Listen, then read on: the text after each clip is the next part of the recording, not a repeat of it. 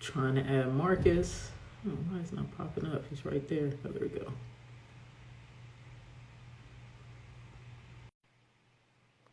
Hey, everybody. Thanks for joining me. Hey, Marcus. How are you? Hey, what's up? How you been doing? I feel like you've been quiet. Yeah, I've been hustling, learning, same old same. You still hustling. Still getting to it. Yeah, you can. I gotta level up. That's what I'm doing, leveling up. I love to see it because I feel like you've already leveled up like so much already. So I love to see that you just never stop, aiming for more. I don't think you can. I don't think you can stop. I mean, every time you do something in life, to me, it's an anticlimactic moment. Like, as Mhm. far as like, you do a book, you can relate to it. Like, everybody's like, "Oh, that's awesome," or whatever, and you feel like, okay, that's nothing really. So you you gotta keep it going. You feel me? Yeah, yep. You got to keep going no matter what. Hey, everybody. Thanks for joining us.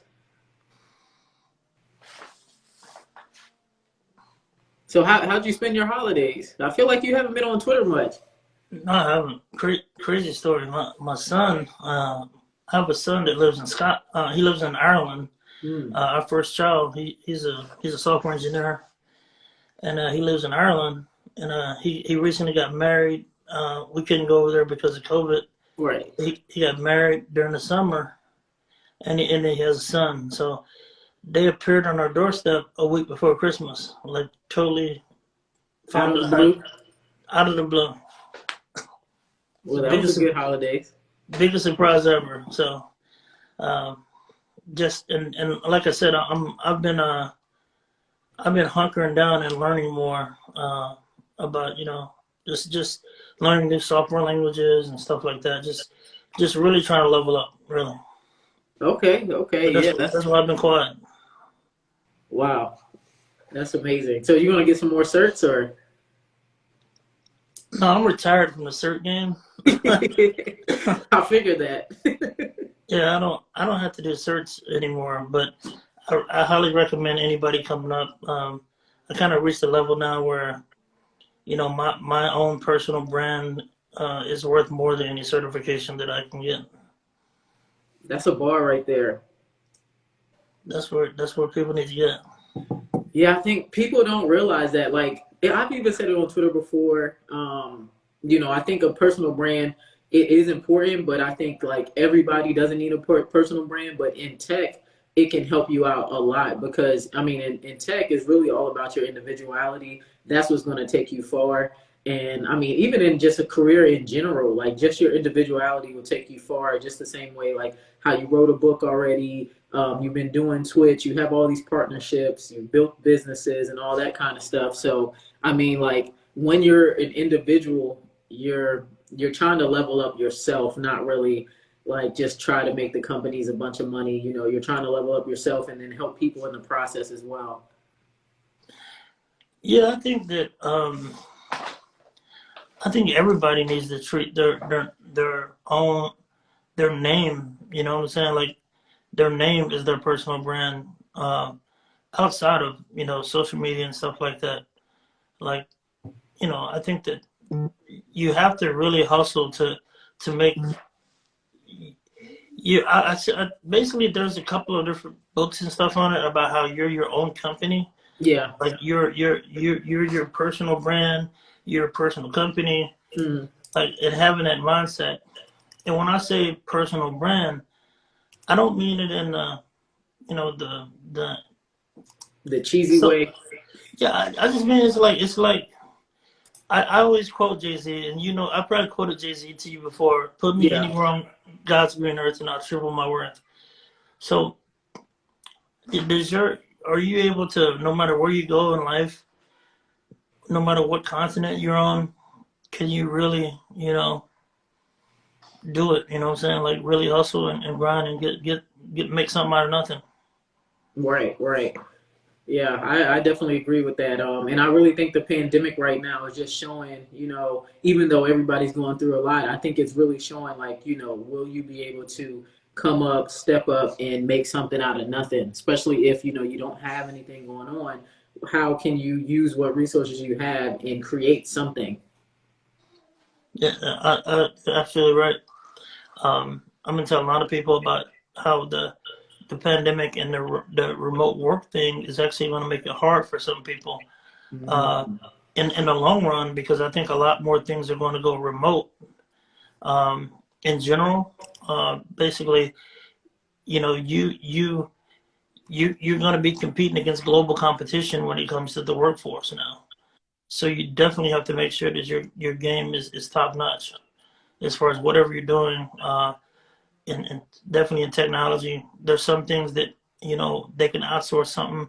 They can outsource your job to India or Russia or wherever, and that's why with me, that's what I'm saying. I gotta have my skills razor sharp Right. because I gotta be. You can't outsource and get me. You know what I'm saying? You can't get Right. Marcus Carey. Yeah, yeah, that's very true. That's very true. So can we just get into your background and you just tell us about like who you are and how you got to where you are today? Because I know you have like a really interesting story. You know, you didn't. It's not like you came from like a silver spoon or anything like that. So for the people who don't know who you are, can you give them like your story and your progression through your career? Yeah, 100%. Yeah. So when I was 18 years old, I grew up really poor. I was the poorest person I knew. Didn't have no. I mean, we had to borrow water, had to borrow electricity. So, I was born in my grandmother's house, real country, right? So I call myself a blackneck. So I'm country as all outdoors. Grew up with outhouses, all that stuff. Just crazy. Really country growing up. And so when I was 18, I joined the military. I made really good on my ASVAB test, and so they offered me two things: nuclear engineering or cryptography. Hmm. And when I was growing up, computers was kind of popping. I'm 45 now, but computers just started getting popular when I was young. You're right. And there was movies like War Games and stuff like that came on, and so I want to work with computers, and so they was like, all right, this crypto thing, we don't know what it does because it's all top secret. My recruiter didn't know what it was. Right. And he's like, yeah, but it worked. They definitely work with computers and stuff. I don't know what to do. So I didn't know that from 18, I got the highest clearance in the country. I worked for NSA. Worked my first when I was 19 years old. I got stationed at an NSA field site, and it was also a GCHQ field site. That's the British version of NSA. I got stationed to a field site in Scotland and just had access to mad computers and routers and all kind of different multi-million-dollar systems and cryptography. So from the age of 18, to now, I've been like have access to bleeding edge technology. So that made me a tech beast. 6 years ago, I created a company and I sold that company about a year and a half ago to a bigger company called ReliaQuest.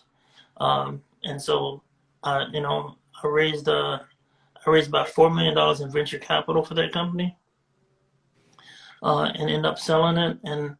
And now I'm really happy that was a great situation for me, coming from the bottom and then selling the company. And Right. now I'm part of a bigger company that I have an interest in as well. And we just raised $300 million in venture capital. That's So crazy. so the new company I'm with, I'm building stuff here, and we killing it. So So when uh, you say you have interest in this new company, you have equity in this company as oh well? yeah, oh All yeah, right. So can you talk about that, like how you built your company and the venture process? You don't have to go too deep, but just like talk about just the process of it and how it was and how it changed your life. And then even now with like getting equity with the new company, just can you talk about that? yeah. So a lot of tech companies do give equity and stuff like that. The cool thing about starting a company is initially you own most of the company. Um, and so funny enough, a lot of people don't know any of this stuff. But I think that I didn't realize how easy it was to start a company and start a legit company. I did a C corp. I went through a couple of accelerators. There's accelerators out there that help you raise money, help you raise venture capital. So I started my company in October of 2014. 6 months later, I raised $700,000 in venture capital as an angel. And I didn't have no money, and I'm from the hood. I was the poorest person I knew. Everybody back home, they don't know nothing about venture capital. I didn't have I didn't have no friends and family and nothing like that, and I was able to raise I think 700K. Within Off, 6 months. yep, within 6 months. Yep, started the company in September, and I closed around in January. And so, like, what was your strategy for getting venture capital?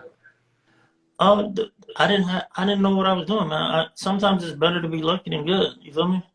But if you're moving in the right direction, some people say luck is when preparation meets opportunity. And so I just had an opportunity. There was a cybersecurity accelerator in Virginia, in Herndon, called Mach 37. And I had already, by this point, built a brand, and I worked for some big companies and stuff before. And they just had this accelerator that they were trying to take technical people like me, Mm. and they were trying to introduce the business side to them. So it was like I said, preparation meets opportunity. I Right. was prepared. I didn't know nothing about business. I didn't know nothing about nothing. Credit was toe up from the flow up, nothing. Like, and then people would be, my investors, like, one of the guys in my class invested. Funny stuff. I had 7 cohorts, 7 companies in my class, Mm. and 4 of them invested in my company. 4 of my classmates invested in me. One of my Wow. classmates wrote me a $25,000 check. Hey, boom, I'm gonna put some money in your company. $25,000 check. At that point, I couldn't have got a $25,000 loan. You know what I'm saying? That's crazy. It's crazy. So basically, yeah, raised a bunch of money. To me, a whole lot of money, and and like I said, I'm super hood, but I'm just smart technically. And then what that taught me is that taught me the boardroom, and I learned how to be a CEO, and so I can start a company right now and raise millions of dollars if I wanted to. Um, but I will eventually create another company down the road someday. Mm. But because it's a process. It's all a process, and I mean, it's crazy. It's a repeatable process. Right. I hear people talk about process and systems all the time.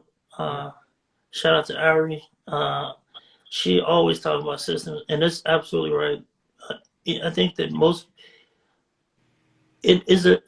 anybody can start a company and raise venture capital, and I think that they can do it.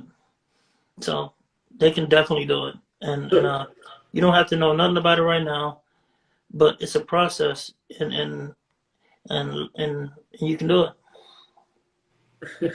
B said, "Tell you to drop a course." Yeah, I should. I should. I want to. Yeah. I need somebody to help me out. I'll teach them how to do it.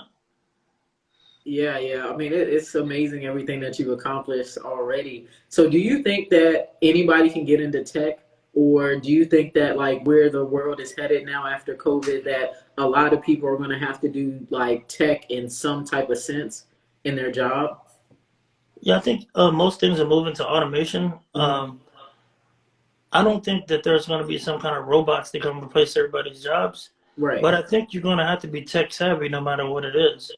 Um, I got a chance to sit down with B a couple months ago, and I was talking to him, and what we were talking about is I was like, no matter what you do, there's a technical component to that, Right. and most of the time, if I was talking to B about it, I was like, look, most people they're working with technology in some kind of way, and sometimes there's shortfalls in technology. But what happens is technology is a force multiplier. So you have to be the best at what you do. So whatever you're into, whether it's marketing or whatever field you're into, just be the best at it, and then technology will enable you and multiply you. Because you can't be dispensed. You're indisposable if you're a beast. So And anyway, if you do have to leave, you're still a beast, and you can find other employment. Right. That's how I roll. And also, like if you understand, the best company to start is if you can identify something that's missing out. You become an expert. So if you're an expert in marketing, wow, there could be this really cool tool that I could build. That's the new company you should start. So I'm a cybersecurity expert. Mm. Next company I start, I'm gonna be like, all right, there's a gaping hole here. I'm gonna build something to fill that hole.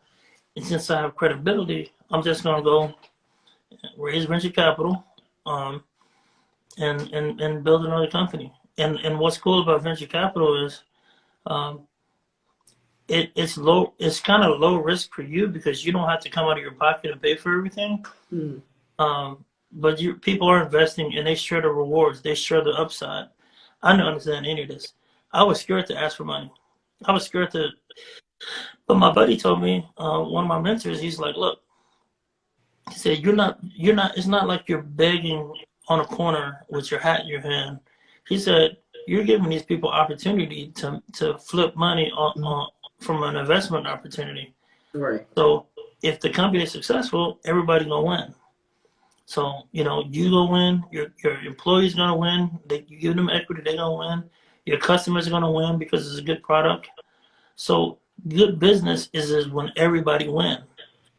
And sometimes I see business people, unfortunately, uh, the scammers pretty much, the scammers think good business is when I win. Is Right. what scammers think. Yeah. But good business is when everybody wins. If you put out a Yep. course or you put out training, you put out a book, does everybody win? If you're self-publishing, you don't have to worry about this. But does your publisher win? If you get a publisher, do Right. you win? And does the reader win? Can the people really apply these things to their lives? And so, if you focus on helping everybody win, you're gonna win. You're gonna be a successful person, and that's the key to all this. Yeah, yeah. No matter what, like if you help everybody else and just help everybody level up, it's really hard to lose. So like even with the stuff that I do, people are like, you can double your prices, you can charge this, you can charge that. I'm like, I want everybody to win. Like I don't want it to be too expensive to where the people who really need this education that I'm trying to provide them can't actually afford it. Like I just think that everybody should be able to have access to certain things. So I'm helping people get started. Like it's not like it's super technical, or it's not like how to trade stocks and stuff like that. It's not that. It's like it's your financial literacy basics. It's how to get into defense industry and how to get into tech. So I'm not trying to knock anybody over the head to get started and get on the right direction that they need to go in. Yeah, I love the way you have a lane. You're like, this is what I'm doing, and this is Hmm. where most people mess up. Most people would see what you're doing, and they're like, oh, I need to do a finance book. I need to tell people how to do this. I need to. They would pretty much copy. They would copy what they see somebody else doing, but that's not what you do. You take what you know for Yep. what you're good at, Yep. and then that's the blueprint for what you should be doing, and that's how you're gonna be successful. You know what Right. I'm saying? Like that's it. Yeah, people PYP. don't understand that. Yeah, people out here try to Plagiarism. copy. Yeah, they want to just copy everything and just run with your stuff. Like my stuff getting copied left and right, and I'm like, it's not going to work. Like I guess that's cool, whatever. I just know it's not going to work because we're not the same people. Just like you That's said, I it. have different experiences. I do different things, so it's just not going to be the same. And don't get mad. And I had to learn this too. Don't get mad when people copy your stuff. Mm. Because the saying is imitation is the greatest form of flattery. Right. So I do stuff and I know people are going to copy me Right. 100%. So I have to go out and trademark stuff and all that stuff. And in my team at ReliQuest, I build stuff here. Like we need to trademark this because as soon as I put it out, it's going to be somebody like trying to call these stuff what I'm doing, right? You know what I'm saying? So I, I sucked at this before, though, by the way. And I got a friend that makes fun of me. I created like 3 or 4 different lanes for companies, like little sectors in cybersecurity. Right. I built the framework. I built like the proof of concept for those little sectors. Yeah, didn't you say you did that at NSA, right? Yeah, well, check this out. This and NSA and outside NSA, right? So my buddy told me, Giving everybody free money. my buddy said, I'm the worst entrepreneur ever. He said, every time I put something out, I be putting out stuff for free. He's like, man, this dude is brilliant, but he sucks as an entrepreneur.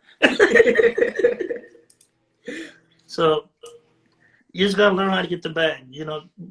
Build stuff and learn how to get the bag. Yeah, so I want to touch on something I heard yesterday. I was listening to Chamad's podcast, and he was saying that Uber and DoorDash, they're trying to have it to where their drivers can get equity in the company or get paid out in stocks. Like, what do you think about that? Like, he's saying that some people might be able to choose, like, all right, well, I'm an Uber driver. I want to get 50% of my pay in Uber stock and like 50% in cash. Like, what do you think about stuff like that? Do you think that's where the future is headed when it comes to like the gig economy? Yeah, I mean, I love it. I mean, but I noticed that, and I don't be real for a second here. The problem with giving up equity is some people need food, right? Mm-hmm. You know what I'm saying? Right, some people right. need to pay. Some people need to pay their rent. Yeah. And they don't. And that's why I see there's a bunch of brilliant like black entrepreneurs. I mean, black developers and all that stuff. We don't come from generational wealth. Yep, I agree. So I can't go work somewhere for free. Cheap.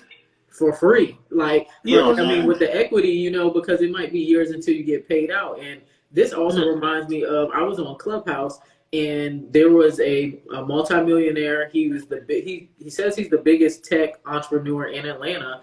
And he was like, I tried to hire this black woman and she came into the meeting. She didn't even acknowledge me, but she acknowledged like the white people that I had in the meeting who were just I know exactly what you're talking about. You know what I'm talking about? Right. So I was in there and I'm like, okay. So he's like, yeah, she said she didn't want to take like 60K in equity in the company. And I'm just thinking, I'm like, yo, like a lot of people, if like she was coming from Ernest Young, I believe. So a lot of people cannot take a pay cut in exchange for equity. Like people have bills to pay, they have a lifestyle they have to maintain. You don't know what's going on. So he was basically like complaining, like, yeah, I try to help black people, but when I try to give them equity and make them millionaires, they don't want it. But I'm like, everybody can't take equity right off.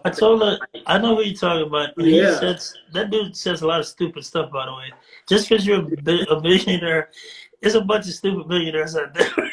Yeah, it was crazy. I'm like, man, that just sounds. I guess that's how like the rich white people sound when they're saying like, yeah, just take equity. About. Like it's only people who can work for free or people who have actual like financial support elsewhere, basically. And a lot of people can't do that. You know what it reminds me of? It reminds me of church. like somebody coming to church and they broke, don't got no money. Just take these blessings. We ain't gonna eat no food, but what I'm saying? Bro. I need to eat. You know what I'm saying? What? Right. Yeah, it is. But so the problem with that is that's why I believe that's a problem with how in the tech space, that's why where a lot of black people and people that are disadvantaged don't have an opportunity to take equity. It'd be great if we could. But what I would do if Uber and these cats start doing it, maybe you work a full-time job and you work Uber part-time and then just take the equity. Maybe that's a way to split it. But, people, it's going to be some people that can't do that for, people can't do Uber full-time unless you come from like I said, if you come from a rich little family, maybe you can do that. Right. True. That's true. So do you have any tips for people who are looking to get into tech? Yeah, I definitely think so. So tech, there's a lot of different pieces of technology, by the way. There's a lot of tech industry incorporates a lot of stuff. Right. You could code, like a lot of times people think about code. But I mean you could be a sales. The people that do tech sales are the most paid people. Yep. They making money hand over feet, driving Lambos, all this other crazy stuff. Yeah, right? They make the most. So if you're in sales outside technology, what I would say is how can I learn enough tech to position myself to do technical sales? Right. Yeah, I Um, agree. I agree with that. I think and that tech sales is something that is highly overlooked. Like people who are doing sales in any other field, I would be strictly moving over to trying to figure out how can I get into tech and do tech sales because just like you said, like people are literally making maybe like your first year you might make 150K, but after your second year, third year, you're up towards like 300, 400, 500,000, depending on the company that you're working for and how good you are with the sales. that's it. And so, and that's what it is. And specialize in the technology aspect of what you do, Agreed. because like Agreed. I see, if you're doing like if you do marketing, Mm. there's technical marketing roles. Yeah, There's tech writing roles. If you're good at writing, learn you could enough be a about technical technology writer. to be 100%. Yeah, In all these jobs pay, multiples more than the average jobs out here. right. Uh, Instead of doing something like I see people trying to do pyramid schemes and stuff like that. Yeah. I'm like, the amount of effort that they're doing in these pyramid schemes, if they were putting it in the software sales, they would be millionaires. Like That's off the true. rip, no That's true. A doubt. lot of people spend a lot of time scamming. So somebody asked, is it good to start with the ITIL cert? Any certification. So here's how I do it. I Hmm. do research, right? Yeah. Right. Go on whatever job site that's hot right now and search for the certification. Like ITIL, look for whatever certification and look at what those requirements are. Yep. That's how you know what's popping. Also, it's always nice to be a little bit ahead of the curve as well. So that's one of the things I do is that I'm on bleeding edge stuff. I'm like, okay, what's the hottest thing out there that nobody knows yet? Right. Yeah. You step in the door. Like right now, if I was learning technology, I would focus on cloud. I would focus on Kubernetes, stuff like that. Uh, So I will learn Amazon and Hmm. Azure, all those cloud platforms. That's the hottest thing right now, and there's not a lot of people that are good at it. Right. And then data So, analytics too, like the big data, all of this data that's coming in, you need people who are able to visualize it or actually analyze the data. So data analytics is really big as well. So learning those skills are very helpful. AI is really big. They're saying AI is going to blow up, and we have a severe shortage of people who are actually qualified for AI. So, but machine learning is definitely, that's not going to be easy to learn, but if it's something you want to get into, it's an option. well, here's the deal though. Like, if I mean, I go on Udemy all the time. Hmm. Like, I'm a you mean I be hoarding courses on there. Like, I don't even know if I'm gonna take some of these courses I be buying, but some of these courses on Udemy is $10, Right. 9.99. So what I'll do is I'll go in there and give and get and cop some of that stuff. So the immediate thing, like a lot of the stuff is generic. I'm being super specific here. Hmm. Cloud, the cloud stuff, Kubernetes is the hottest thing popping right now. Yeah. Yep. And learning how to do Amazon and do all these containers. And, That and is the Jenkins hottest thing. too. Jenkins is super hot. My one friend, he was waiting for his clearance from Northrop Grumman for years, trying to get his full scope. Like, you already know it's backed up, been backed up Yeah. for years. This one couple, there was a black couple, they own their own tech company out in the DC area. They said he was so good with Jenkins. They're like, we don't care what happens with your clearance. If you don't have your clearance by X date, here's your offer. We'll start your clearance process over again because he was just like that cold with Jenkins. They said he was doing stuff that nobody else is doing with spinning up these applications and stuff like that. He said he was able to make his Jenkins basically automate to it's like spin up and spin down all the time, like just do stuff that other people aren't doing with it. So just for him learning that skill, he was like, so we went to VCU together, and he has a computer science degree. He was like, I'm never going to get another degree. I'm only going to focus on certs. He was like, I'm going to get the Jenkins certs and the Kubernetes certs, and that's it. He was like, I'm not doing anything else. 100%. Um, that's it.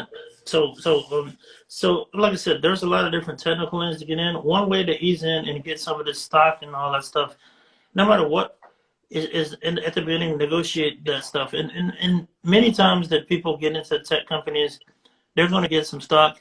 I would say if you want to really get in technology from a different field, try to get a job with a big one of these tech companies and come in exactly what you're doing now. Agreed. That's And my then what? advice.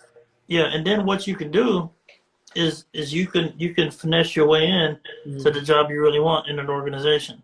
Yep, and these tech orgs, they'll pay for your certifications. Like, so your certs will be free. If you have to get a couple of certs before you actually can get these jobs, but you can do that. But the certs will be paid for once you get the jobs with these companies. So a lot of people don't realize that. You don't have to go out and break the bank trying to get all these certs. You can get your foot in the door and then let the company cover that. And if you want to get, higher education, whether it's a bachelor's or a master's, the companies will pay for that as well.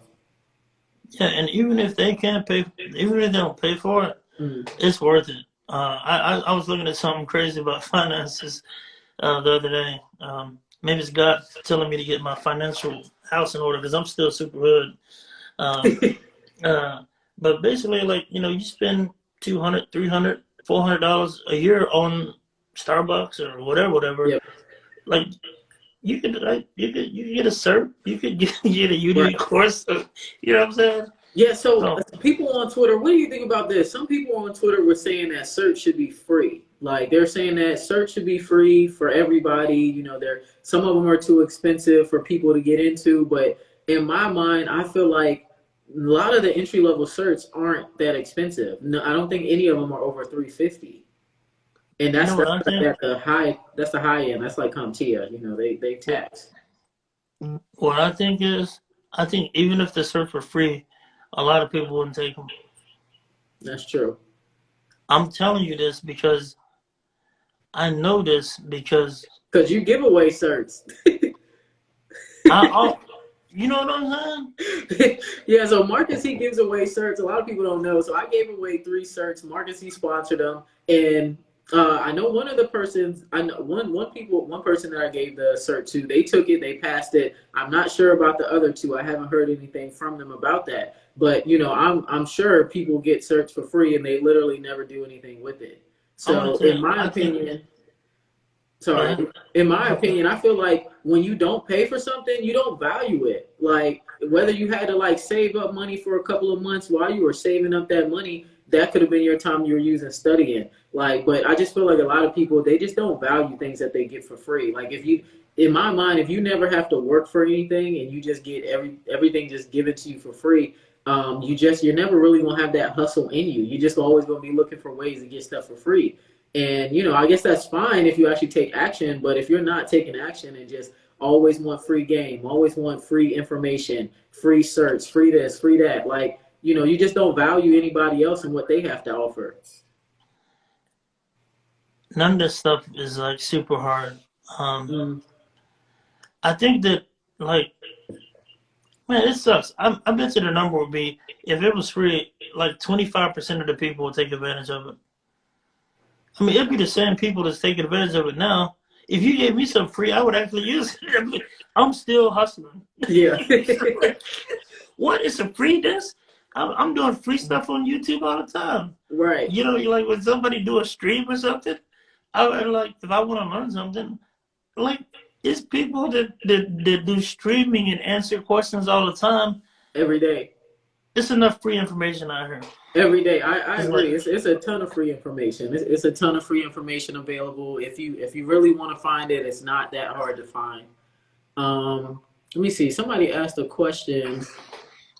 Somebody asked, "What steps do you take to go from taking something from idea to monetization?" I think we kind of answered that.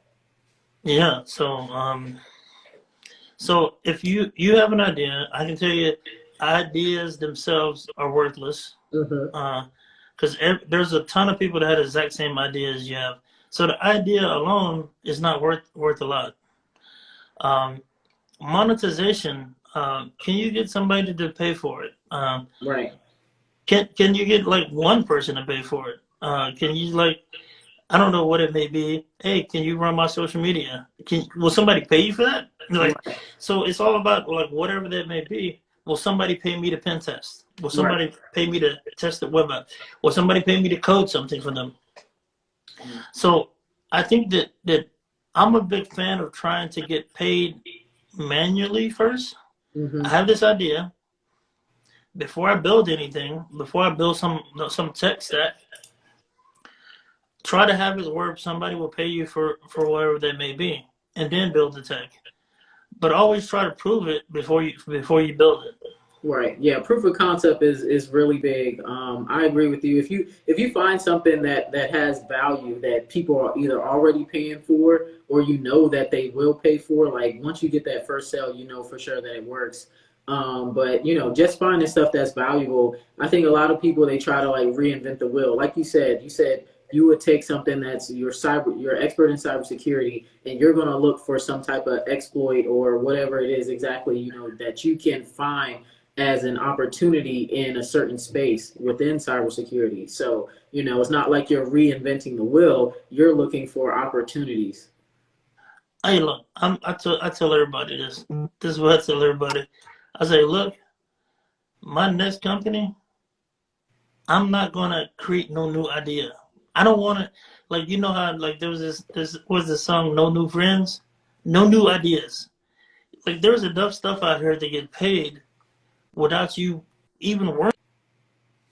What you do is look to see you can look and see somebody getting paid for something, and if it's in your wheelhouse, that's when you execute on it. But you can don't do it if it's totally out of your lane. You feel me? Like but what you want to do is you want to take a concept that's already getting paid Yep. for. This is marketing 101. And when I Hmm. say marketing, I'm not talking about ads. I'm talking about, is there a market for what you're trying to build? Yep. Is Is there there a already market? demand? Yep. Yeah, is there a market for that's the market, right? The market is you go and they selling fish at a fish market. Right. Some people come up with these ideas and ain't nobody paying for it. Nobody paying for, like I got this. I do my leaves in my yard, and you know how they got these leaf bags, and it's a joke on it. It says free leaves for anybody to take them.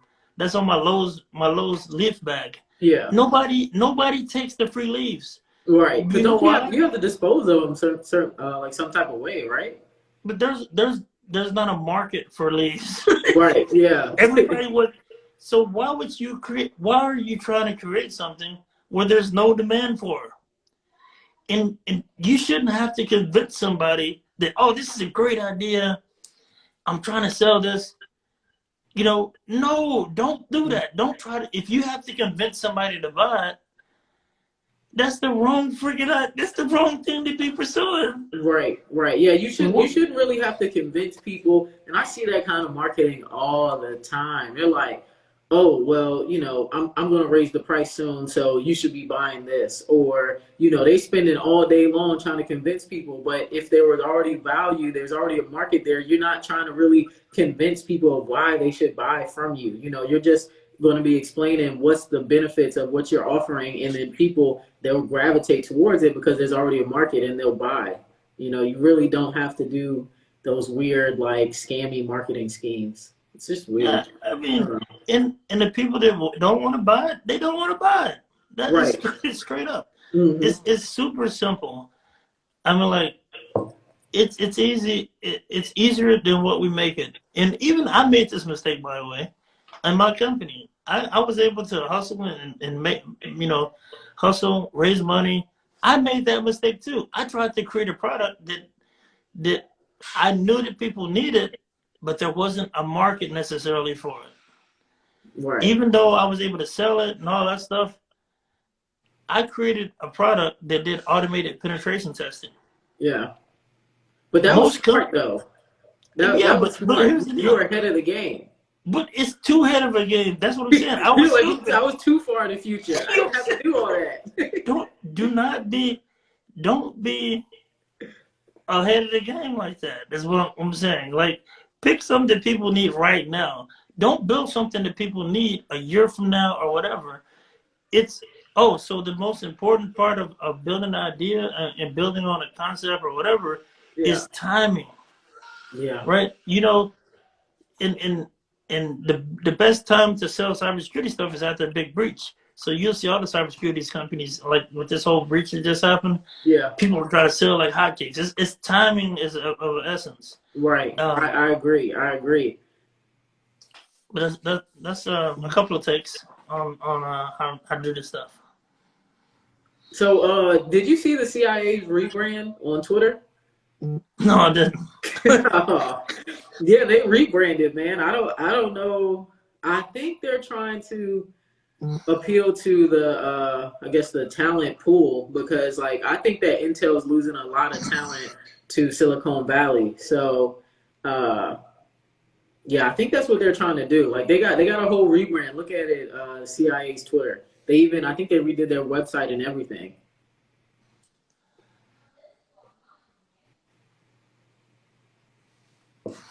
Look like the Brooklyn Nets. So what do you think about that? Do you think that Intel is in trouble? Personally, I do. I think that Intel is in trouble.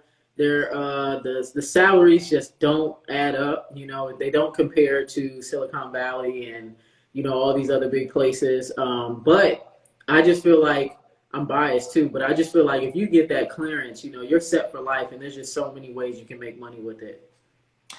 I mean, so again, put me anywhere on God's green earth, I'll Yeah. triple my worth. I mean, I don't need a clearance to make money, Yep.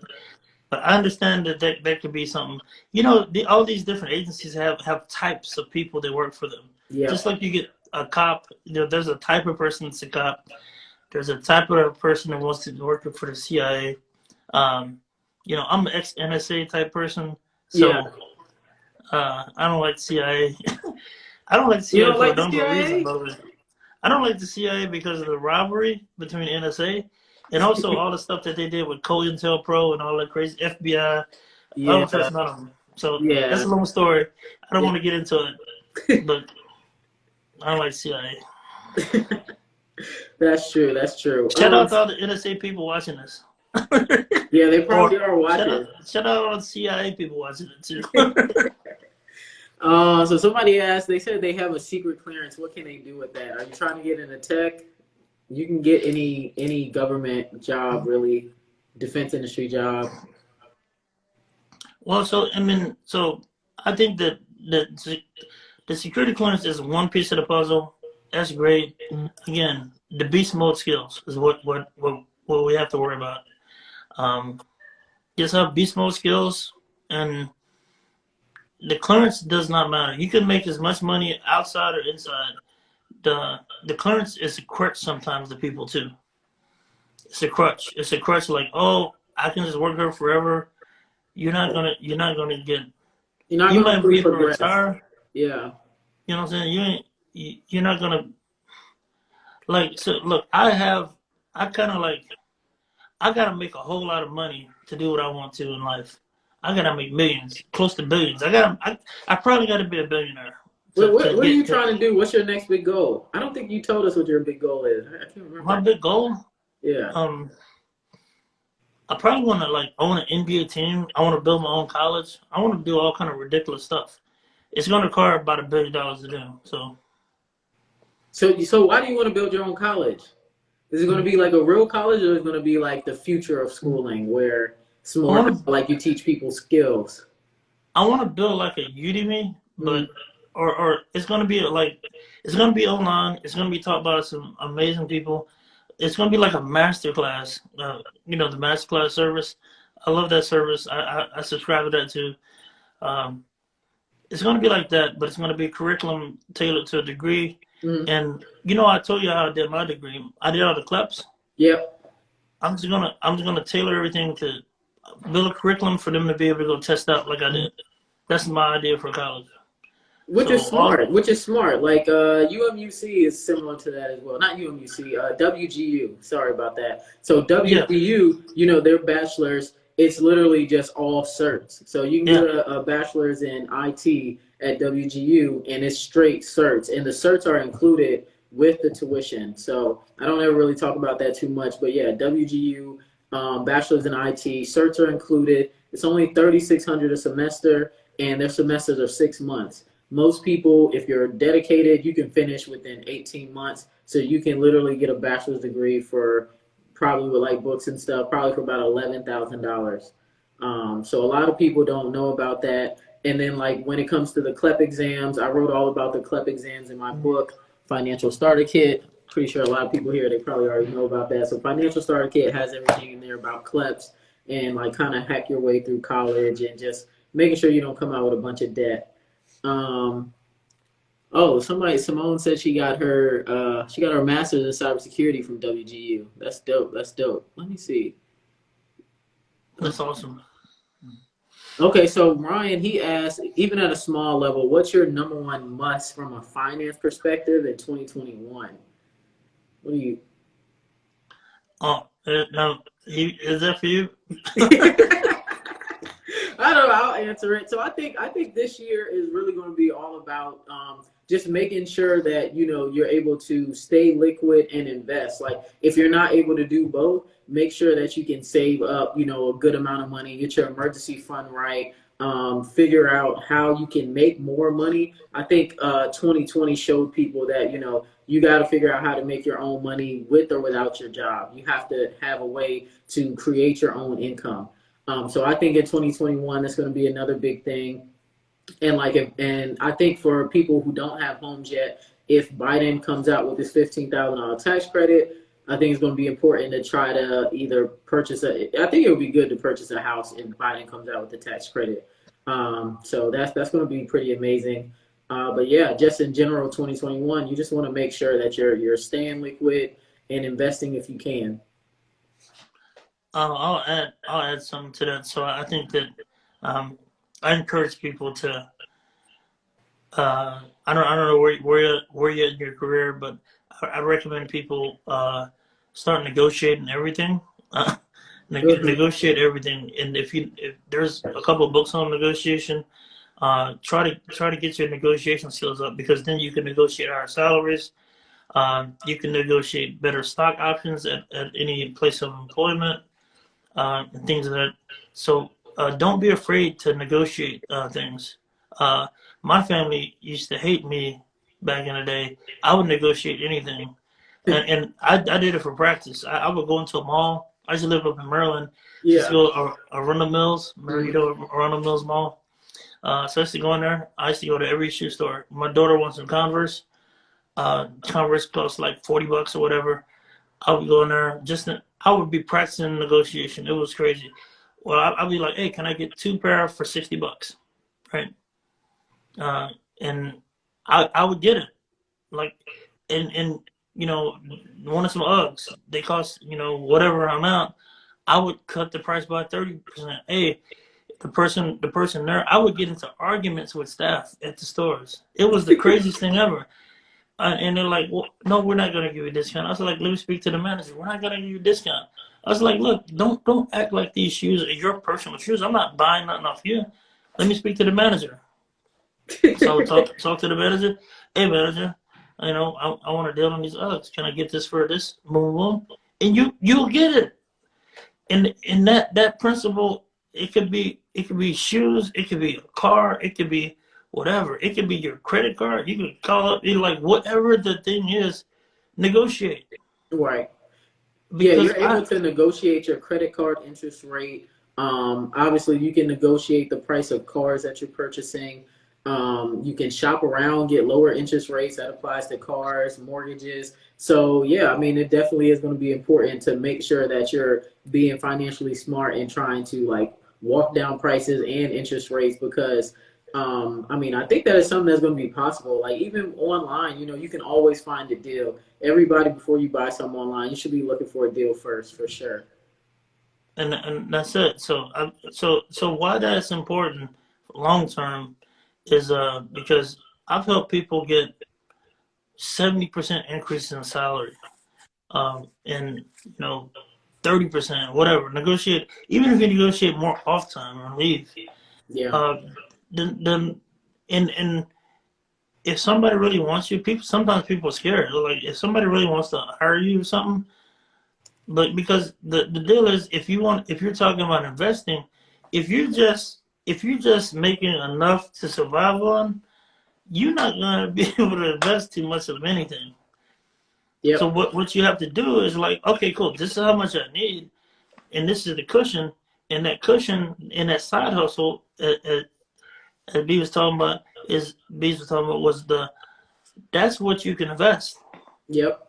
Your Yeah. side hustle, your all that other, the extra you can actually put into savings and stuff like that. Somebody Yeah. mentioned this book called Never Split the Difference. Hmm. That's a money book. Never Split the Difference. And that dude, Chris Voss, I think is the name of the author. He has a course on masterclass on negotiations. Mm. But never split the difference. Watch out for sales on educational materials too, man. Like I got a deal on Yeah. masterclass. I got a deal on it a couple of months ago. Yeah, yeah. A lot of people they put their educational products on sale a lot. So, you usually can catch a deal on people's educational products as well. Um, Let me see. Are there any other questions? Somebody asked about how do we feel about Elon Musk becoming the richest person in the world, and is doubling down on who you are right now, I guess, more important than ever than before? I guess like investing in yourself, is that more important than anything else?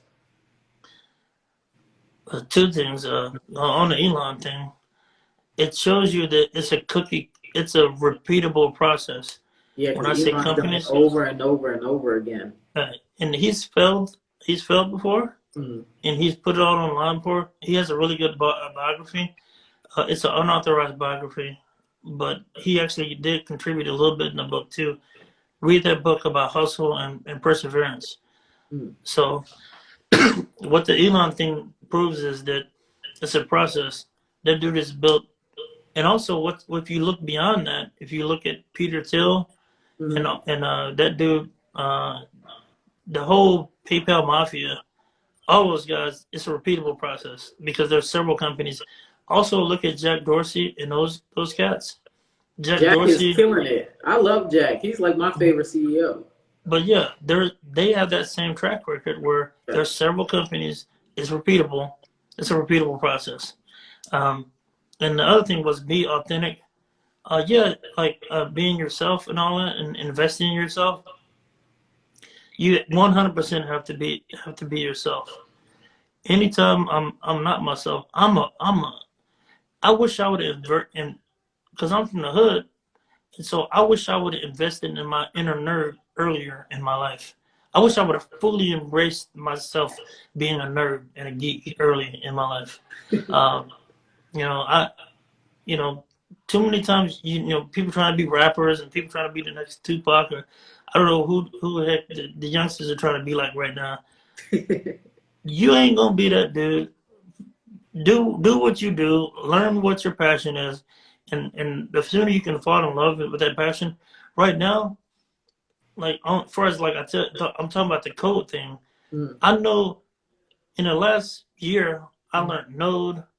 That's full stack JavaScript stuff. Mm.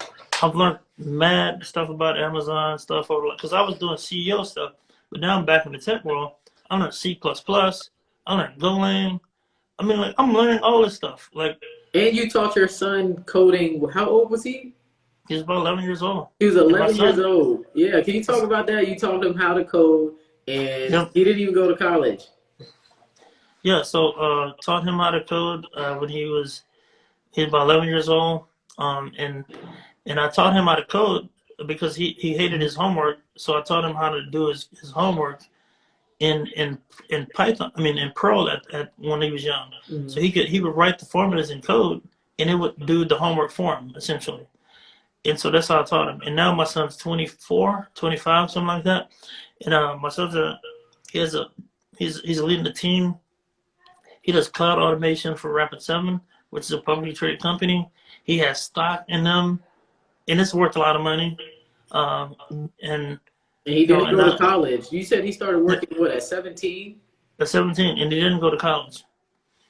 So sometimes I think that we value. I think we value college and cert sometimes too much too. It's kind of weird. Like it's like when I grew up, I was taught like, oh, Martin Luther King had a doctorate or whatever, and like all the black people that were successful had some kind of degree, and I was told you had to have a degree. I have a master's degree myself, Mhm.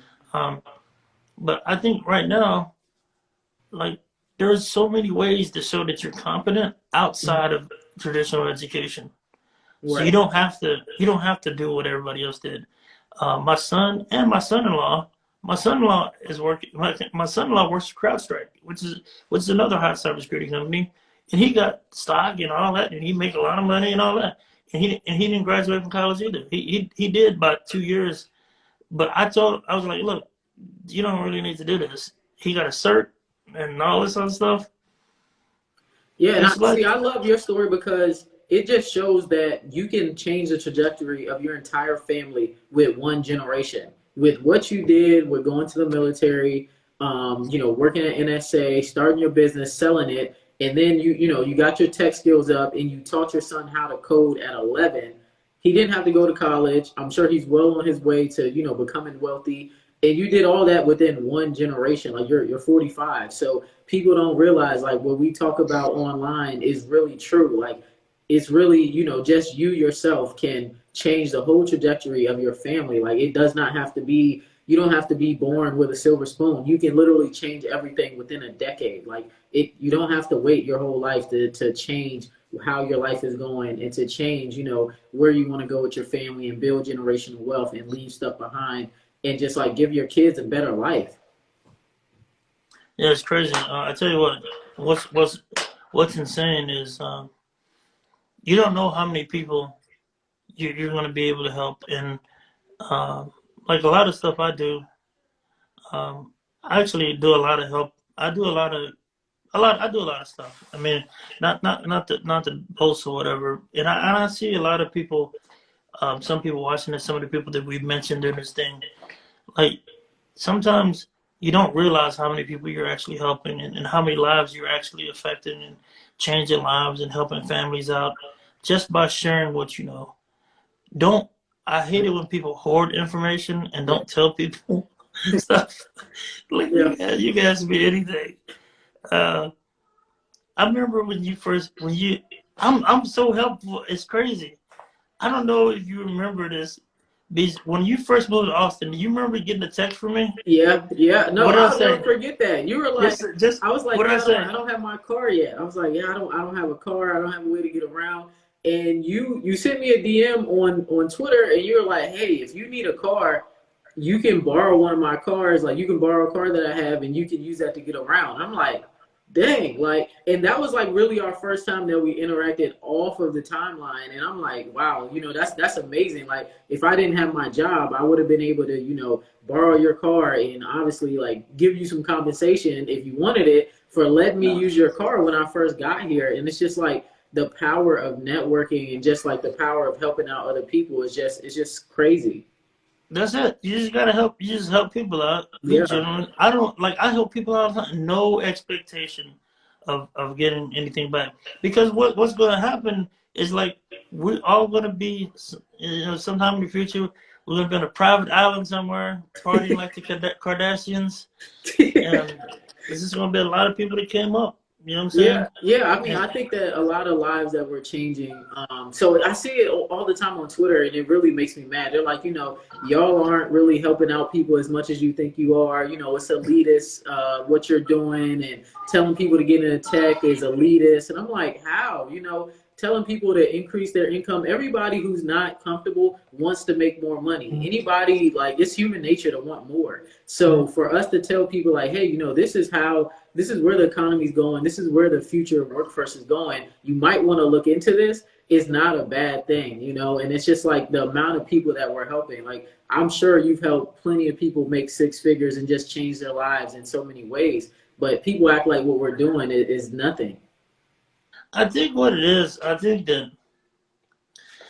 there's so many scammers out there that it's hard to tell who's actually a scammer and who's actually helping people out.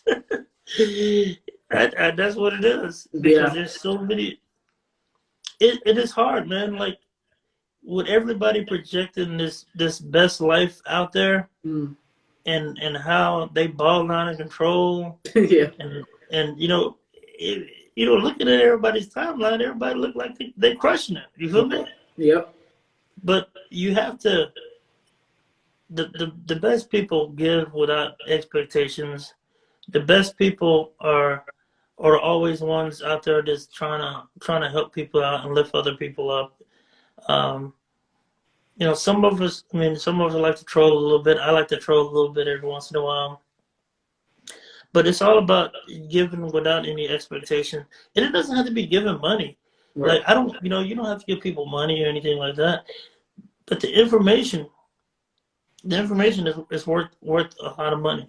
You feel me? Yeah, yeah, yeah. I mean, it's literally like 6, 7 figure information. People, if you think about like over the course of somebody's career, if somebody starts making 75,000, $100,000 within 10 years, you made $1 million. So, it's really life changing.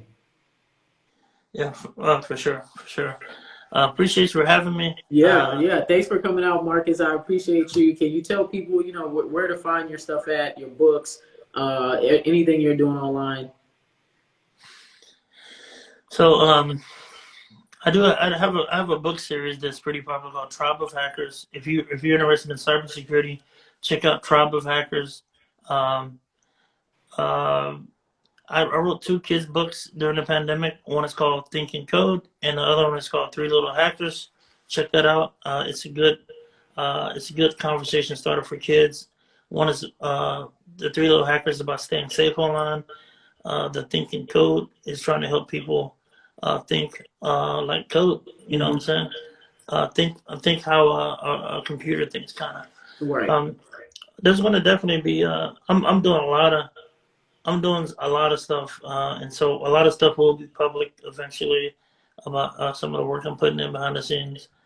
Uh, yeah, I'm hustling, and thank you for helping everybody out too, because I really appreciate you and what you do and what your little clique does. Y'all are amazing people.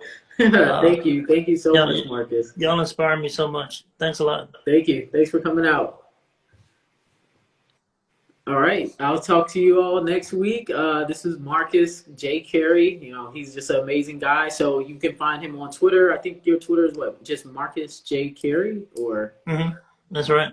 Yeah. So it's Marcus, the letter J, and then Carey.